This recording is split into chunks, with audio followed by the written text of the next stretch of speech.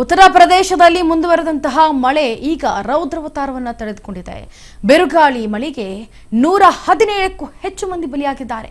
ಪ್ರಯಾಗ್ರಾಜ್ನಲ್ಲಿ 23 ಮಂದಿ ದಾರುಣವಾಗಿ ದುರ್ಮರಣವನ್ನು ಹೊಂದಿದ್ದಾರೆ.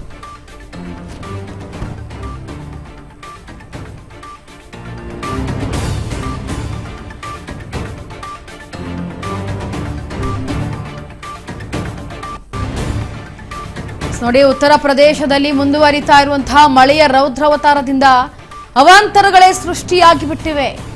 ಬಿರುಗಾಳಿ ಸಹಿತ ಮಳೆ ಬರ್ತಾ ಇದೆ. ಈ ಮಳೆಗೆ 117ಕ್ಕೂ ಹೆಚ್ಚು ಮಂದಿ ಬಲಿಯಾಗಿದ್ದಾರೆ. ಈಗ ಪ್ರಯಾಗ್ರಾಜ್ನಲ್ಲಿ 23 ಮಂದಿ ದಾರುಣವಾಗಿ ಸಾವನ್ನಪ್ಪಿದ್ದಾರೆ. ಗಾಳಿ ಜೋರಾಗಿ ಬೀಸ್ತಾ ಇದೆ, ಮಳೆ ಸತತವಾಗಿ ಬರ್ತಾ ಇದೆ.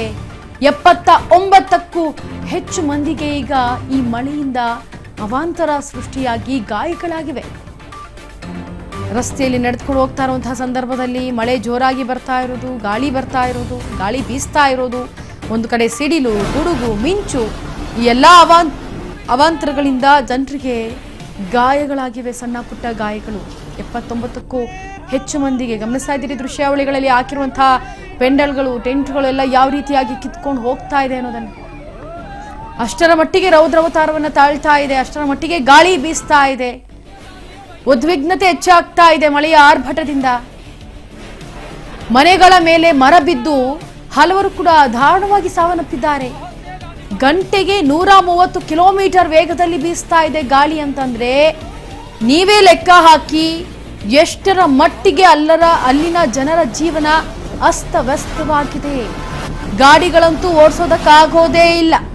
ಒಂದು ವೇಳೆ ಬೃಹತ್ಕಾರದ ವಾಹನಗಳನ್ನ ಓಡಿಸುವಂತಹ ಸಂದರ್ಭದಲ್ಲಿ ಆಟೋ ಅಥವಾ ಕಾರು ಇವೆರಡು ಸ್ವಲ್ಪ ಲೈಟ್ ವೈಟ್ ಆಗಿರ್ತವೆ. ಆಗ ಅವು ಕೂಡ ಪಲ್ಟಿ ಆಗುವಂತಹ ಚಾನ್ಸಸ್ ಅಥವಾ ನಿಯಂತ್ರಣ ತಪ್ಪುವಂತಹ ಚಾನ್ಸಸ್ ಇರುತ್ತೆ. ಆದರೆ ಗಾಡಿಯಲ್ಲಿ ಮಾತ್ರ ಗಾಡಿಯನ್ನ ಓಡಿಸೋದಕ್ಕೆ ಆಗೋದಿಲ್ಲ, ಟೂ ವೀಲರ್ಸ್ಗಳನ್ನು. ಅಂತಹ ಗಾಳಿಯ ಸಹಿತ ಮಳೆ ಆಗ್ತಾ ಇರೋದ್ರಿಂದ ಅವಾಂತರ ಸೃಷ್ಟಿಯಾಗ್ಬಿಟ್ಟಿದೆ.